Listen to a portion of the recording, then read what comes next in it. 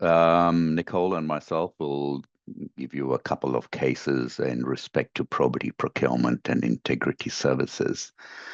Next slide, please. But first of all, you may ask, why have probity? Now, probity is all about a good process in procurement. It provides accountability, it ensures interests of respondents are protected, and preserves the public and respondent confidence in the process. In essence, it provides a defensible outcome. Now, effective probity management is concerned with policies, procedures, processes, and systems rather than the outcome of the activity, undertaking, or the project.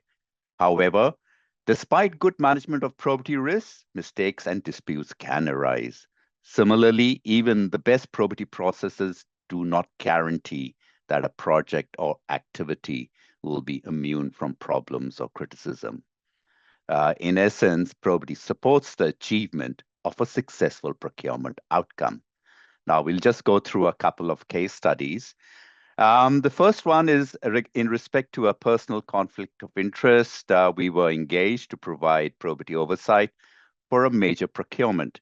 During the early stages, a potential conflict of interest was declared by the CEO, whose son was employed by one of the respondent organizations. Now, the issue and challenges were there is a reputational and procedural risk which had to be managed. Due to the skills of the CEO, we could not remove the CEO from the process, and he held a senior role in the evaluation process. So some of the procedures which were performed, formal COI management plan was developed.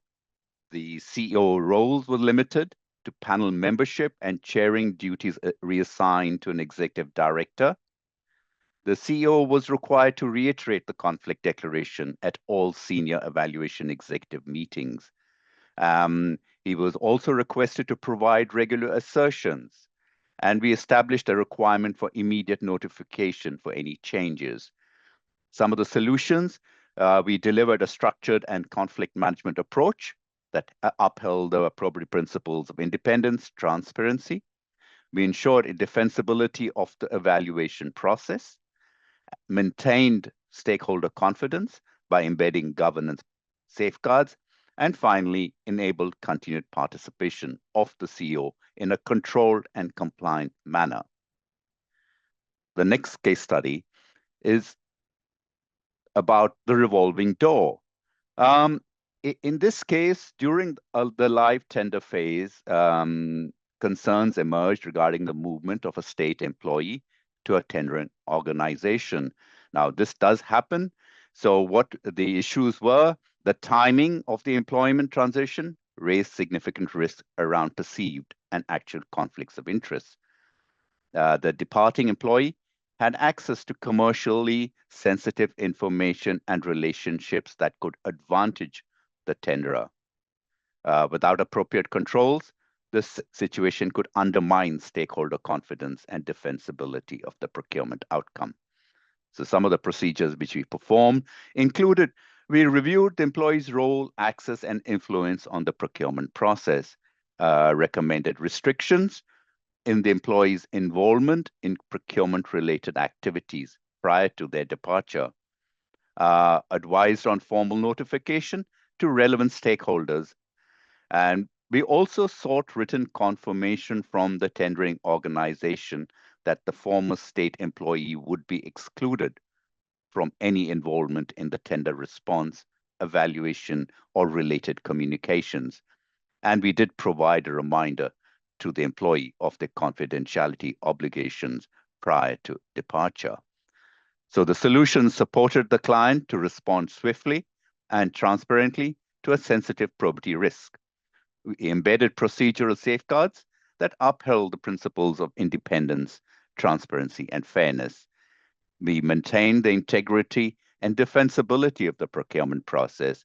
And finally, we reinforced public confidence by aligning actions with recognized best practice and government policy. I'll now hand over to Nicole. Thanks. Thank you, Satindar, and welcome everyone. As Satindar just mentioned, my name is Nicole Kennedy. I'm the Manager, Probity, Procurement and Integrity Services here at RSM. And I'm going to go through two case studies this afternoon, and that's going to focus on procurement services. RSM was engaged with a top-ranked university to support and uplift its procurement governance and probity framework, with a focus on enhancing integrity, transparency, and strategic alignment across its capital and operational procurement activities. The university was concerned regarding its current state of practices. It was a hybrid model where there was strategic and high volume procurement activities through a centralised location, whilst its routine and low value purchases were managed by individual departments. Their policies, procedures, and documents hadn't been reviewed in some time, so they were unsure whether they were aligned with best practices. They wanted to design its procurement practices to ensure it did align with the best practice, wanted to allow for consistency across the procurement categories, and ensure all the procurement activity was defensible and transparent in all procurement processes. There was also a very strong appetite to allow their artefacts and tools to become to a mature level to ensure it supported all procurement departments through a full end-to-end procurement process. So what RSM undertook was a review of their current policies and procedures and frameworks to gain a clear understanding of what the current landscape was, and also identify any gaps or deficiencies that may exist that was causing the department some challenges. We met with some of the key stakeholders to understand and assess their current procurement practices, their understanding, and also their challenges that they were facing on a day-to-day basis. We wanted to look at developing an overarching procurement probity framework policy, incorporating industry best practices and compliance requirements. We also developed templates, tools and guidelines to ensure that there was a successful implementation throughout uplifting their existing materials. So the solution was a fit-for-purpose procurement guideline that is scalable, defensible, and aligned with the university's strategic objectives. A probity guidance document that reinforces ethical conduct and compliance across the procurement activities, and created a suite of artefacts to support the procurement professionals within the university. Next slide, please, Aaron. This other one was to work with a government construction project, and this was providing procurement consulting services. The scale of the project was quite large, and it had a reputational and conflict risk due to local interest of the project. The procurement was operating under a very tight schedule and also required agile and responsive procurement support. The client wanted to ensure that there was a defensible and recognised best practice throughout the process. The client also required services from an independent consultant that understood procurement and probity best practice. The services that RSM provided to the government was we worked closely with the procurement team, the project sponsor, to assess existing evaluation procedures, and implemented targeted improvements to strengthen governance and defensibility of the process. We developed a detailed evaluation plan. We chaired the evaluation plan, ensured that we're an independent facilitator across the sessions, and we drafted comprehensive evaluation report that reflected the entire process from end to end, to make sure that there was a defensible and a transparent manner. So the solution to our client was we delivered procurement services in a phased and responsive manner aligned with the project schedules. Again, there was some very tight timelines through the project.